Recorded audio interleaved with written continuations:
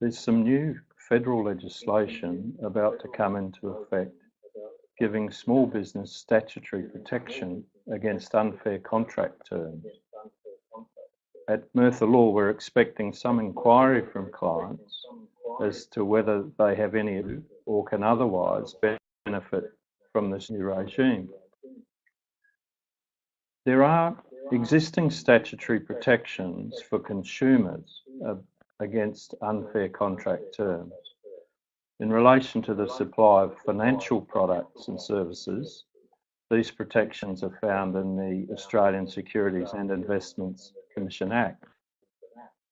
In relation to contracts for supply of goods and services other than financial products and services, or the sale or grant of an interest in land, these protections are found in the Australian Consumer Law, which is set out in the Competition and Consumer Act. In October last year, the Treasury Legislation Amendment Small Business and Unfair Contract Terms Bill was passed by both Houses of Parliament, following some changes by the Senate, which I'll touch upon shortly, and the legislation will come into the effect at the end of this year. The effect of the Act will be to extend unfair protections already available to consumers to businesses with fewer than 20 employees who enter into standard form contracts valued at less than a prescribed threshold.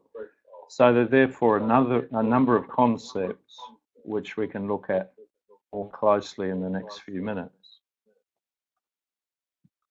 The Act had its genesis in Coalition Policy for Small Business, released in 2013 as an election commitment.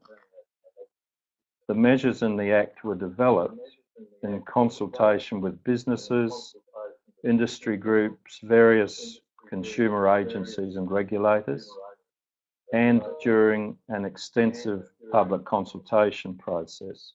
In those consultations, there were various difficulties identified for small business, including the following, and you may identify or have encountered some of the problems. The vulnerability and unfair terms, the vulnerability to unfair terms in standard form contracts, which are often offered on a take it or leave it basis. A lack of resources to understand or negotiate contract terms. Potential for detriment where unfair terms are enforced. The tendency for unfair terms to allocate risks to the party less able to manage them, usually small businesses, who are less likely to have robust risk management policies or be in a position to absorb costs associated with risk when it eventuates. The costs to small business of obtaining advice, particularly for low value contracts, can be disproportional to the benefits of entering into them. Small businesses may lose out on market opportunities where they avoid contracts which they either don't understand or feel they cannot negotiate. Noted during the consultation process that existing laws largely address unfair behaviour in business dealings, misleading and deceptive conduct, unconscionable conduct, rather than unfair contract terms themselves. It was felt that the extension to small business of consumer unfair contract term protection would address those vulnerabilities by allowing unfair terms to be declared. It was felt that this would reduce any incentive to include and enforce such terms. It would provide more efficient risk allocation and would underpin small businesses' confidence in agreeing to contracts. It was also recognised that small businesses differ from consumers, also engage in high-value commercial transactions that are fundamental to their business, and where it may be reasonable to expect that they should incur costs of appropriate due diligence. Limiting the extension of the unfair contract term protection to low-value, standard form small business contracts by introducing a dollar threshold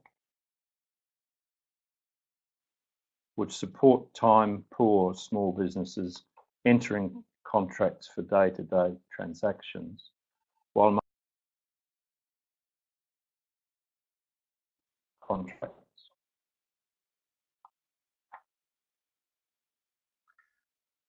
If a party to a proceeding alleges that a contract is a standard form contract, it's presumed to be so, unless another party to the proceeding proves otherwise. So by pointing to a history of negotiation and amendment before finalisation of a contract, I would expect the party to be able to prove that the contract was not in standard form and therefore would escape the application of the Act. The Court is directed to take particular matters into account in determining whether a contract is in standard form, including whether one of the parties had all or most of the bargaining power relating to the transaction, and whether the contract was prepared by one party before any discussion relating to the transaction occurred. The contracts for business loans, credit cards, and client or broker agreements, for example, are almost certainly standard form contracts. Certain contracts are specifically excluded from being standard form contracts, including contracts of marine salvage or towage and contracts for carried goods by ship. The Act then allows the Court to declare an unfair term in a standard form contract to be void, and only the Court can make that determination. In doing so, it must assess a term in the context of the contract as a whole. So when is a term likely to be unfair? The Act says that will be the case if it would cause a significant imbalance in the parties' rights and obligations under the contract, if it's not reasonably necessary to protect the legitimate interests of the financial or otherwise to a party if it were applied or relied on. Some examples given by ASIC help to illustrate. A small business seeks finance which is secured over the business owner's residence. The contract has a term whereby large and excessive default fees are payable in the event of default, possibly resulting in a transfer of equity from the small business to the lender. This term, says ASIC, is likely to be unfair as it imposes an unfair cost, which appears to exceed the amount required to protect the lender's legitimate interests. Second example, a small business enters into a loan contract, allowing the lender, on giving written, to vary terms and conditions, including as to fees. The small business has no right to end the contract, even if there's a significant increase in fees. This stands under the unfair contract terms laws, as it allows unilateral price increases. If there was an ability for the borrower to cancel the contract in that instance without consequence, the original term would be less likely to raise concerns.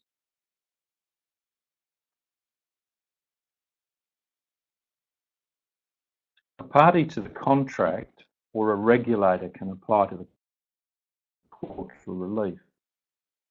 If the court finds a term unfair, it can declare the term to be void, vary a contract, refuse to enforce some terms, direct a refund, or direct provision of services at a party's expense. The void term would generally be removed from the contract, and the remainder of the contract would continue to operate. If, following a court declaration that a term is unfair, a party seeks subsequently to apply or rely on the unfair term, it would be a contravention of the ASIC Act or the Australian Consumer Law, in respect of which grant injunction and make other appropriate orders. So to qualify for the statutory protection, the standard form contract must be a standard form small business contract, and there are two criteria that must be met. Firstly, at the time the contract is entered into, at least one party to the contract must be a business that employs fewer than 20 people. That is, the number of employees of the entity which is tracked. In determining the number of people employed, a casual employee is not to be counted unless he or she is employed by the business on a regular and systematic basis. Secondly, either the upfront price payable under the contract does not exceed $300,000, and that was increased by the Senate to that level from the originally proposed threshold of $100,000, or the contract has duration of more than 12 months and the upfront price payable under the contract does not exceed $1 million, again increased by the Senate to that level from the originally proposed threshold of $250,000. The upfront price payable means the amount clearly disclosed to the other party at or before the time the contract is entered into. Any future payments will be included as long as they are disclosed to the small business at or before that time. Any interest payable is excluded, as are fees or charges that are contingent on the occurrence of an event like loan default fees. The ASIC website gives the following example in the context of financial products and services. A small business seeks a loan of $950,000 over 20 business. The interest rate is 10% per annum. A late loan fee of $50 is payable for each late payment. Because this is a credit contract, the interest is specifically excluded under the law from the upfront price payable when assessing whether the contract falls a transaction value. The late fee would also not form part of the upfront price payable, as this payment. This means that only the $950,000 principal would be used for the threshold test, and therefore the unfair contract term protection would apply. The ACCC website gives an example in the context of a 5-year franchise agreement, where the franchisee agrees to pay an upfront fee of $500,000 and a monthly royalty calculated at 5% of sales. The $500,000 franchise fee will be considered in respect of the $1 million threshold. Royalty payments will not, because they cannot be calculated with certainty at the time of entry into the contract. Certain contracts are excluded from being small business contracts. As we've seen, individually negotiated contracts are not covered. Insurance contracts regulated under the Insurance Contracts Act. the constitutions of companies, managed investment schemes, and certain other types of bodies.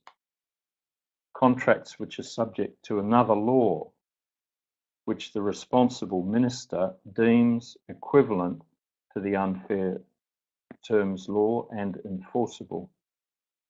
The minister sectors from the new laws to date. Federal and state government contracts are included to the extent the relevant government entity is carrying on a business, as distinct from normal procurement activity by that entity, in which case the Act does not apply. Small business contracts covered by an industry code, such as the Code of Banking Practice, will be covered by the Unfair Contracts Terms Law. There are certain specific terms excluded from the application of the Act. For example, terms defining the subject matter of the contract, that is, the goods or services being acquired, or a term necessary for that supply. Terms that set the upfront price payable, and terms that are required or expressly permitted by a Commonwealth or state law.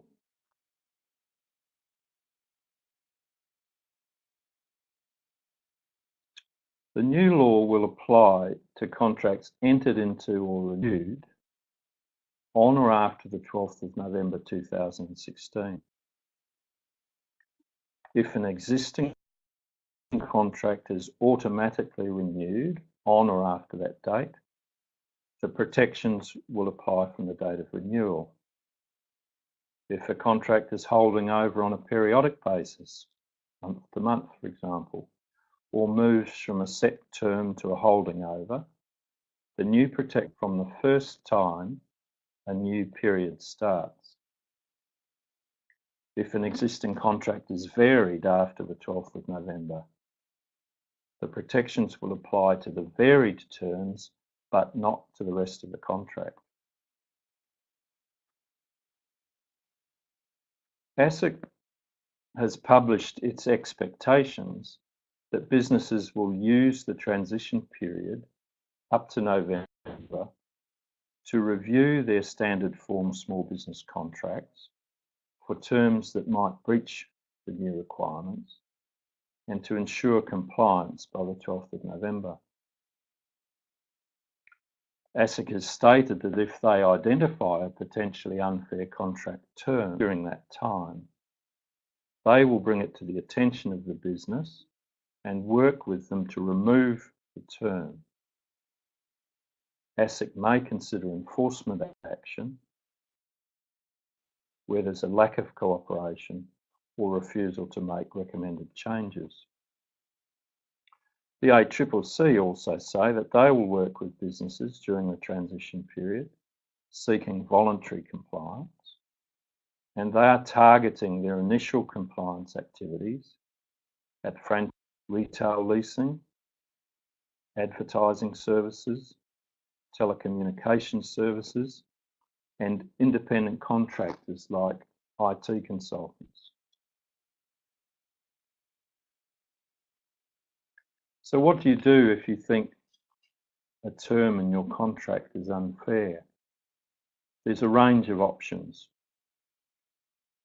One is to have us have a look or undertake an initial assessment to see whether you're likely to gain some protection under the new legislation, or could be subject of an attack under the new provisions. Other options include an approach to the other party directly, perhaps recourse to an arbitration or process, a complaint to the relevant regulator, although typically they will not take up the cudgel for an individual and only concern themselves with matters of wider to have the term declared unfair and therefore ineffective. That completes this presentation. Thank you for logging in. We'll be sending out copies of the recording to those who registered, and please feel free to contact us with any questions.